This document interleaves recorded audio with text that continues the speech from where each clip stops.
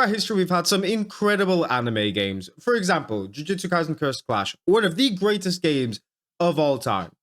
And of course, I'm joking because it is a stain on the franchise itself and probably one of the worst and laziest games you will ever see in your entire life. But today I'm here to talk about something else. I'm actually here to talk about what will potentially be the greatest anime game of all time. And there's two that kind of dominate the market, which is Naruto and Dragon Ball Z. But one of those today has, I think, taken the crown as the greatest anime game, potentially, because it's not out yet. But from what we saw in today's trailer, it looks like it. And of course, I'm talking about Dragon Ball Z Sparking Zero. Now, I know I just pressed record and got my cock out here for all of you to see, and I'm proudly displaying it because I genuinely think this has a great shot of being one of the greatest anime games of all time. One of the things that not a lot of game creators do, especially in the anime community, is once you already have a successful formula, just build on it.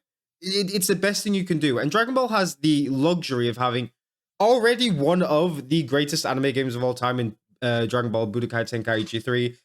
The amount of time I spent on the game is ungodly. I don't know how I have a girlfriend at the moment because of how lonely and sad I was while I was a child playing that game, because I have entered that tournament more times than Goku has thrown punches in the whole of the series. My God, I love that game to pieces. And they've actually decided to look at that and go, you know what? This game was really successful. We've probably had fun making it and playing it. So why don't we just elevate it a step further? And that's exactly what this game's done. One of the features that they're bringing back, which was probably the best thing of the Budokai series, is tournaments. The tournaments were incredibly addictive, and that is where 90% of my time went in that game. Dragon Ball games have mostly just been focused on the story, like just go through the whole story. And whilst I will do that if Sparking Zero has it, I will happily go through the whole story and play it. It does get boring after a few games. But what doesn't get boring is going through a tournament, collecting Dragon Balls, summoning Shenron, and making a wish that probably has nothing to do with the game and, you know, won't actually help you out in the game.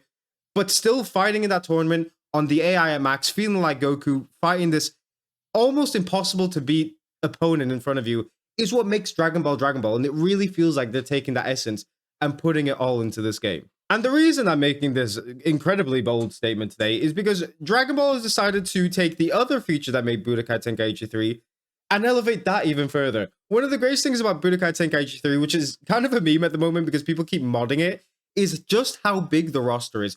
At that time, you could pick any character from the base. I'm pretty sure the base show of just Dragon Ball Z, the movies, and GT. And everyone loved it because you just had this big roster of players and you could just endlessly pick a different character every time when you go into the tournaments. And Dragon Ball Z Sparking Zero decided to go, oh, you thought that roster was big? Oh, watch this roster. Now, I can't show the trailer because it's got a lot of music in the background and I just can't show it. So I might just show a video here in the background or I'll just show a screenshot. But this is the roster that they're bringing out. And halfway through the trailer, they decided to go, hey, here's the whole roster. Actually, wait, give me a second. Hold my beer.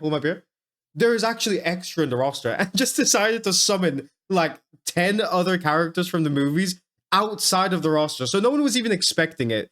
And it is crazy that they've actually decided to be like, you know what?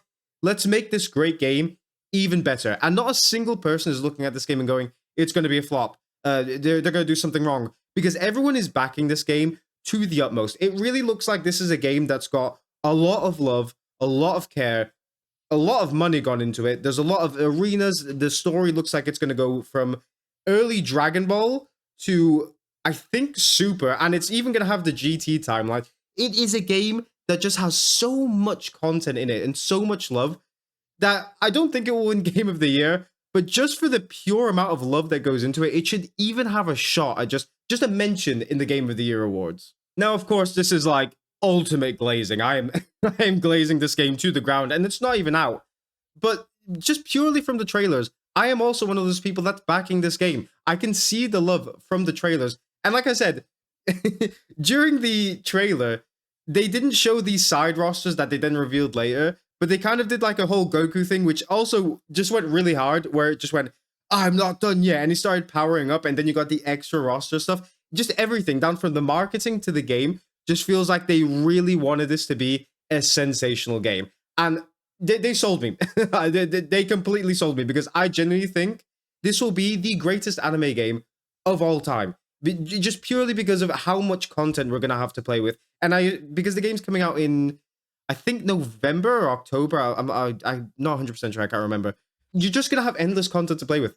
I can imagine me playing this game 3, 4 months down the line and still enjoying it purely because of just how much content I think this game is going to have. So let's all come back down to earth. I don't want to just glaze the game because there are actually a few things I'm kind of scared of when it comes to the game. And the first thing I want to talk about is the battling system. If you go back to Budokai Tenkaichi 3, to every Dragon Ball Z game that came up to Dragon Ball Z Kakarot, the fighting in the game hasn't really changed all that much. It's pretty much the same punch, few combinations for a few moves, instant transmission to dodge someone's attack, and then boom, done.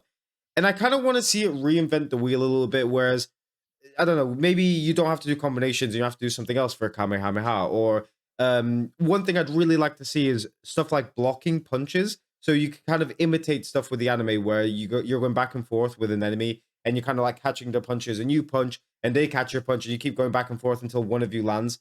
And that way landing feels a lot heavier. And again, if something like that was in the game, they would have already shown us, so it's not going to be in the game. But just reinvent the wheel a bit so that the fighting is not the same. People who have a lot of experience with the game can kind of come down to everyone else's level of trying to learn something completely new, because this game is definitely going to have an online.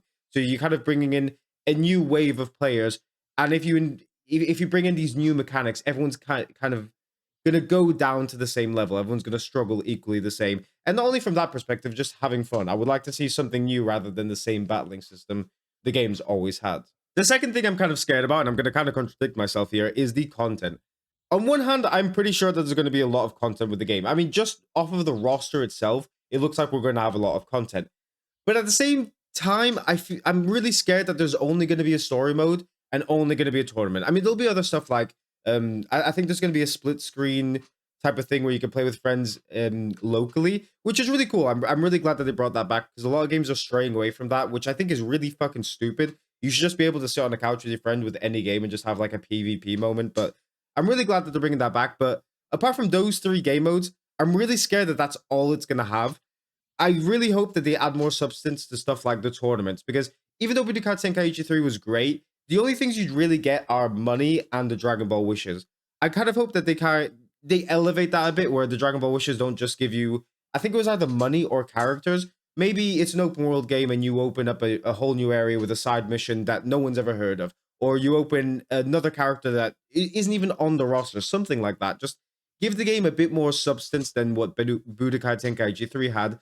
So again, it just feels like we're getting more, not just the Budokai Tenkaichi 3 remake, because even though everyone would love that, we do want to get a better game with more stuff. And the last thing I'm worried about, and it's probably the biggest thing I'm worried about with the whole game, is the roster itself, transformations. Now, if you look closely at the roster at characters like Cell, for example, I'll pop up Cell here. As you can see, when they say they have this many people in the roster, they're actually counting different transformations.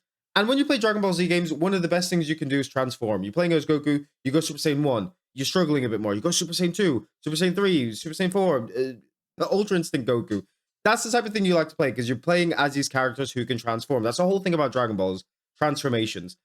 But when you look at the roster, they actually kind of they also count transformations. So you have first version of Cell, you have semi-perfect Cell, and then you have perfect Cell, and it's kind of like, well, those aren't really different characters. They're just the same character but different transformations.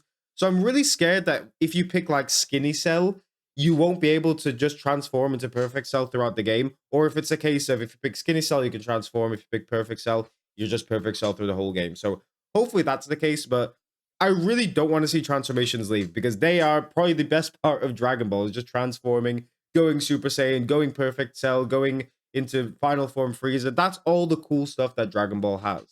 I'm not 100% sure if I'm going to stream or record or something, or if I'm just going to keep it in my own pocket to enjoy myself. But either way, whoever gets this game is going to have the time of their life. I am so excited, and it's been a while since I've been excited for an anime game like this. Anyway, I just wanted to talk to so many words coming out of my mouth. I just wanted to talk about this because anime is a big part of my life, and anime games have always been cool when they're done right. And this one, I think, is going to be another one of them. Anyway, I'll see you guys later.